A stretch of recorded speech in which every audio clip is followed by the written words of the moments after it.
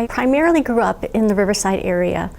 We started on Old Highway 98 in Woodsley, moved to Forest Glade, where I started at H.B. McManus School just for 1 year. And my parents decided to build a house in Troy, Michigan.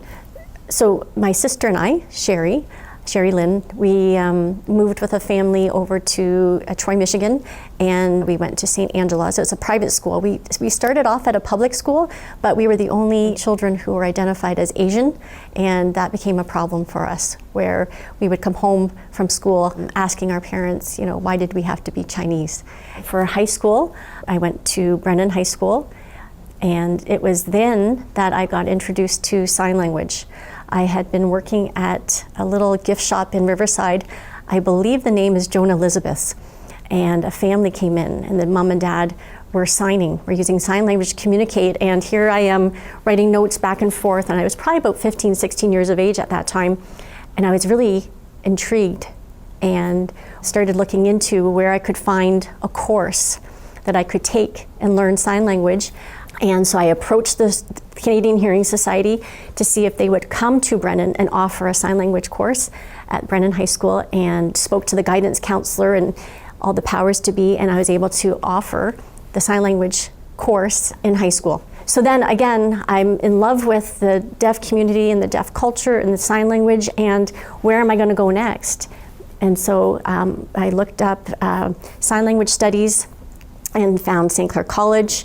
I believe Sheridan College and maybe George Brown College at the time also offered the programs, and I was so fortunate to be able to come to St. Clair College because it was close to home. So St. Clair College really provided me with the foundation that I needed to be successful. And I was very fortunate that the University of Windsor recognized the 3-year program that I had done with St. Clair College, and so I was able to do a 4-year honors degree in 3 years. When I was planning to graduate from the University of Windsor, I did a placement with the Children's Aid Society here in Windsor, and I worked in a department with children with special needs and advocating for children, and I had children on my caseload who were also deaf. So again, I was able to continue to use my skills and abilities and knowledge of deaf culture. From there, I left Windsor Essex Children's Aid Society, and I was applied for a supervisor position with Chatham-Kent Children's Services, where I was overseeing children's services department, so all the children that were in foster care.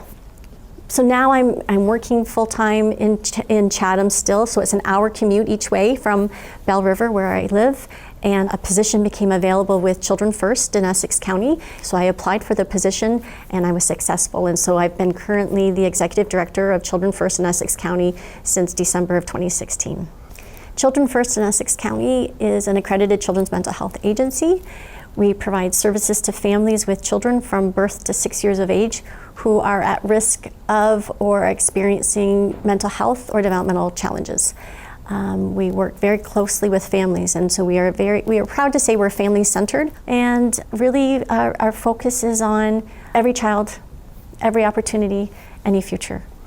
While I was at St. Clair College, I have to say, and I don't know if it was just the college environment or if it was the class, but we were a community. We celebrated together, but we cried together. And some of the faculty that I remember the most is Stephen Decoder. That was his sign name. Mary Rose, Mary Wells, Kim, Jose, that was his sign name. Tom Callahan also was, I think, my psychology professor. And he stands out to me as well. During my time on the Board of Governors at St. Clair College, it was an enormous learning curve. It was probably the most governance board that I had been involved in, but what a wonderful opportunity, because I was able to give back to the community where I worked.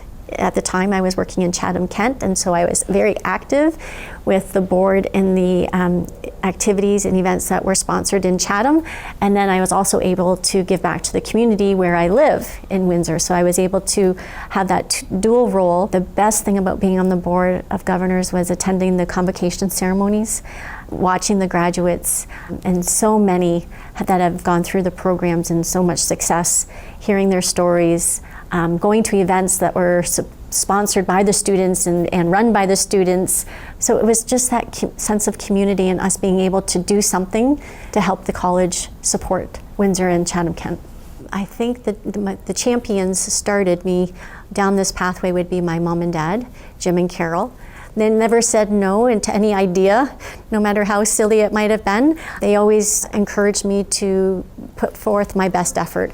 Having said that, I chose to marry at an older age, and I chose to continue my education for my master's in social work as I'm planning a wedding. And so my husband, Jeff Kempe, he did not bat an eye. Again, he jumped on that cheerleading wagon and really supported me through all the decisions that I've made. And so now I have Jacob, who is turning 14 this year, and Jackson, who just turned 9. And I'm very proud of my 2 little boys, and very proud of my family and where I've come from.